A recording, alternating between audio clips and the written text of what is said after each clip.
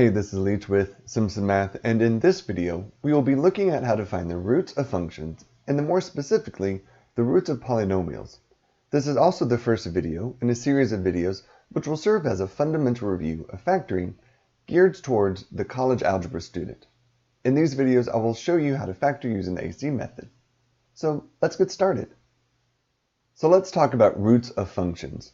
Roots are values of the input x that make the function's output f of x 0.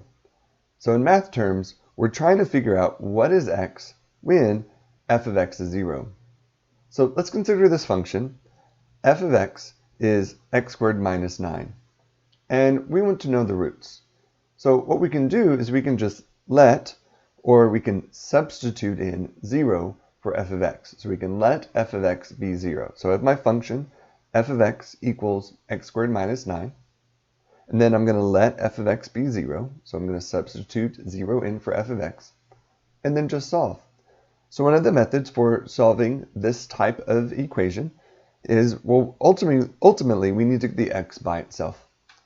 I'm noticing that I just have this one singular instance of the x. There's no like plus x or something that's in the way. So I can just solve by square rooting.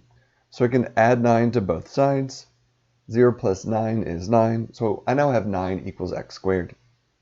So now I need to get the x by itself. Basically, the square needs to go away. I can achieve that by square rooting both sides. So I can take the square root of both sides. And when I do, the square and the square root, they cancel each other out. In exponent terms, they actually are reducing, but they cancel each other out. And we're left with just an x on the right-hand side. Now, anytime we are the creator, the maker of a square root, it is our job to put a plus or minus unless we know that we only are needing one of those. So generally speaking, we're going to need to include the plus or minus. So then, if I square root 9, I get 3. So then we know that x is both positive 3 and negative 3. Now, again, this isn't just any ordinary x. This is the x that makes the function be 0. So this means that our roots of this function are positive 3 and negative 3. You can write it like that, the set of plus or minus 3.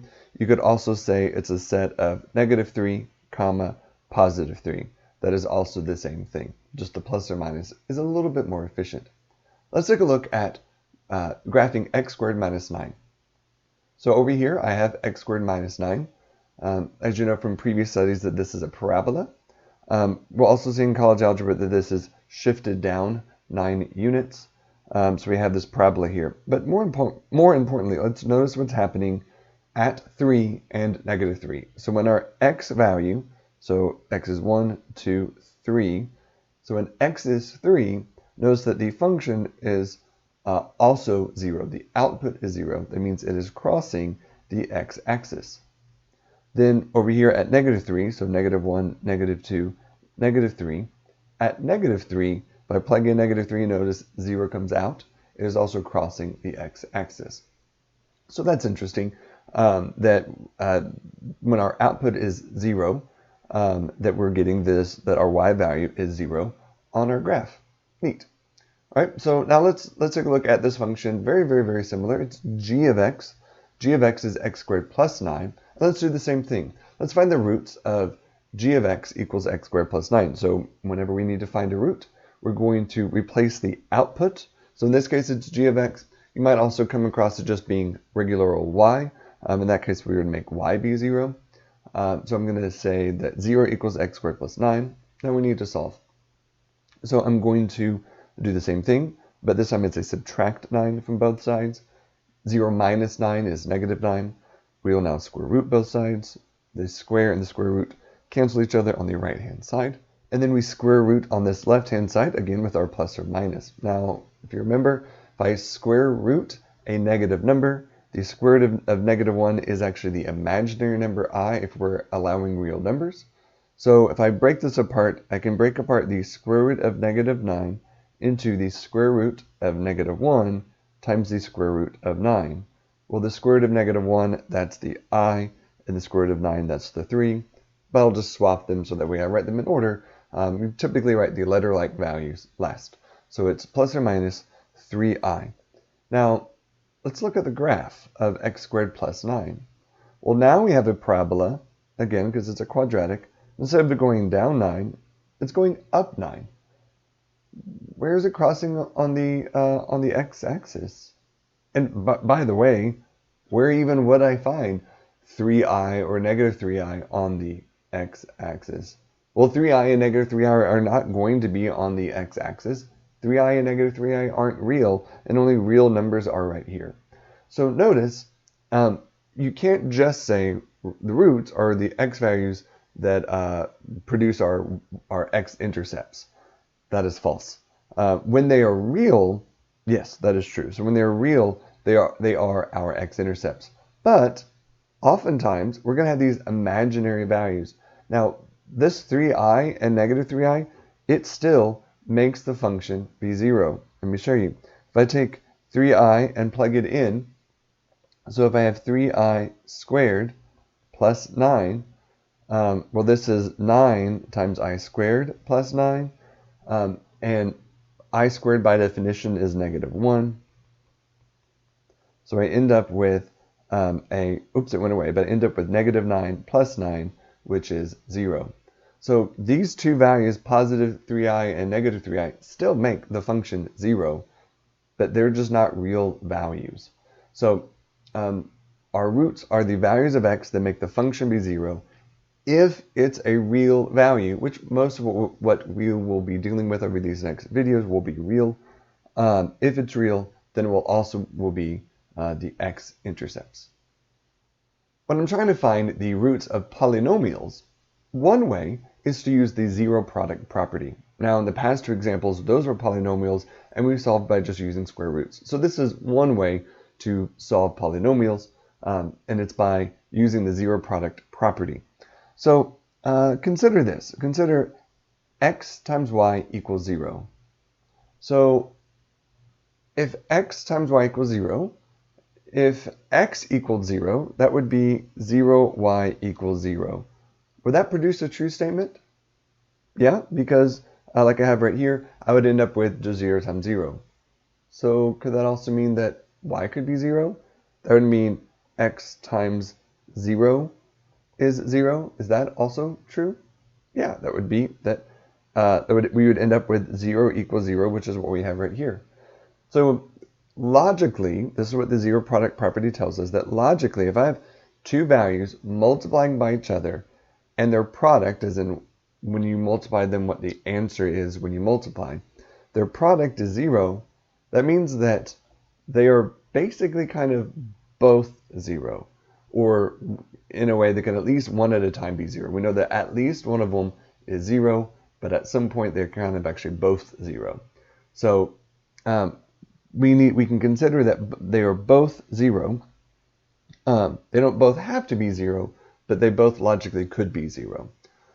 So to find them, we then set them equal to 0. So what do we do with this in reality?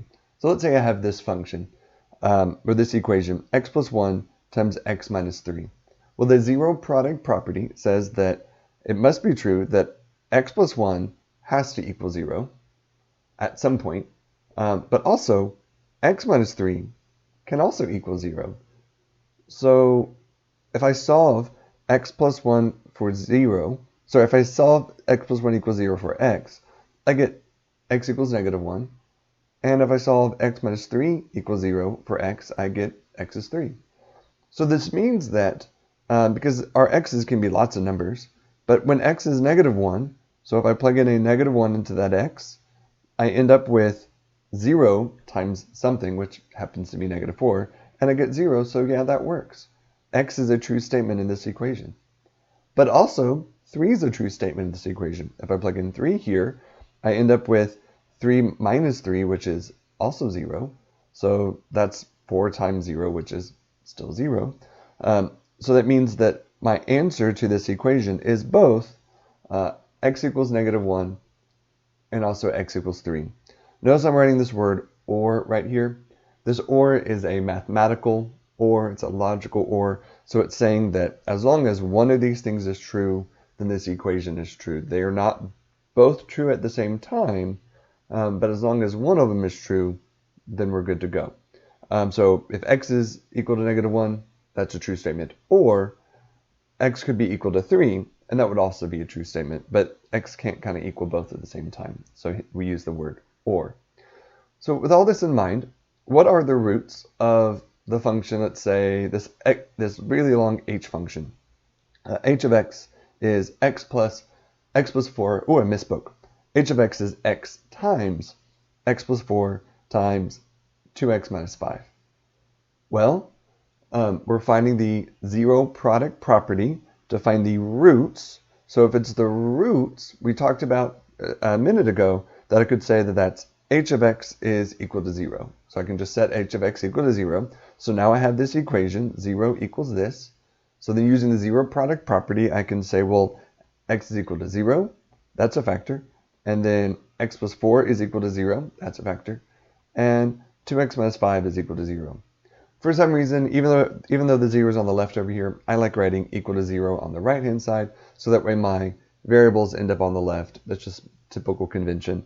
It doesn't really matter, but that's just sort of what I will do. So even if it doesn't matter which side that's on, I write my 0 on the right-hand side at the zero product property step. So now I have these three. I should have written or here, but I didn't. So it's x equals 0, or x plus 4 equals 0, or 2x minus 5 equals 0. So then we solve each for x. Notice on this one, I have to add 5 to both sides, and then I divide both sides by 2. So it is that two-step process, and I'm okay. This is, if you're in college algebra, I'm okay. This step could be skipped if you want to. If you need to write it, by all means, write it. So then we end up with, in numeric order, x is -4, x can also be 0, and x can also be 5/2. So write them in this order right here in set notation. So please write it in this set notation. So we use those curly brackets and list out our numbers. The last thing with this video is that notice that I could have expanded. So the term expanded is basically to multiply. So notice that h of x could be expanded by multiplying out the factors. So I have x times x plus 4 times 2x minus 5. I could have expanded this. So the typical way that you would expand this is I'd mess with this busier part first. So I would FOIL. So I'd FOIL these together, and I end up with 2x squared plus 3x minus 20. And then just distribute that x in, and we get 2x cubed plus 3x squared minus 20x. So just a little bit of vocab. Expand is when you multiply out the factors. So I'm going with something that's nice, neat, and compacted like this, and I'm expanding by multiplying out, distributing, then combining and adding like terms as needed, and we end up with this. I also could have just given you this equation, this function. H of x is this right here, and then in order to do what we did right up here, I would need to factor. So if I factor as a verb here now, to factor would be to produce the factors, to produce the polynomials that I could multiply together to get this original function right here.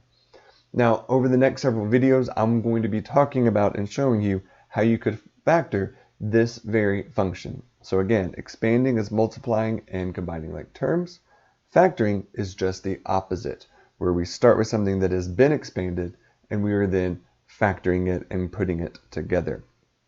And each of these individual multiplication units are, as a noun, factors. So join me in the next several videos where we will be talking about factoring polynomials.